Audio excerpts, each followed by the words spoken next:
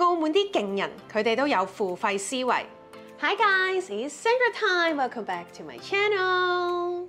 我啲觀眾喺下面留言問我乜嘢係付費思維啊？我今日就用一個簡單粗暴嘅例子同大家講，付費思維就係話俾大家知，呢個世界係冇免費嘅午餐、晚餐同埋早餐嘅，冇人係喺你付出之前無啦啦對你好嘅，冇人會經過無啦啦俾錢你使，嗰一啲叫做詐騙，叫做呃你。而呢一樣嘢又喺澳門嗰啲大老細身上係點樣體現到呢？我今日絕對唔係喺度 hard sell 我，只不過係講緊付費思維係乜嘢。呢一個亦都可以應用喺你人生，就算你唔係創緊業都會有用。就攞我哋營銷學嚟做例子，大老細佢哋願意喺初頭準備好晒之後，用10萬蚊甚至係幾十萬去做廣告宣傳，好大機會即刻佢就會睇到成效，好大機會慢慢佢就可以做到佢嘅品牌，係一個幾何級數嘅躍升。缺點係乜嘢呢？缺點就係佢一開頭就要用呢10萬掉咗落去㗎啦。當然呢一個服務都有好有唔好，呢一個服務有啲公司都可以做得好，有啲公司都可以做得唔好。好唔好？佢有冇成果？你信唔信任佢？就你自己去判斷啦。得唔得？唔得就順得。有啲老闆我亦都係接觸過嘅，佢哋會覺得我就將間鋪開咗先啦，等我賺到錢我先去搞宣傳。咁但係而家係咩年代呢？如果仲係相思風雨中嘅年代，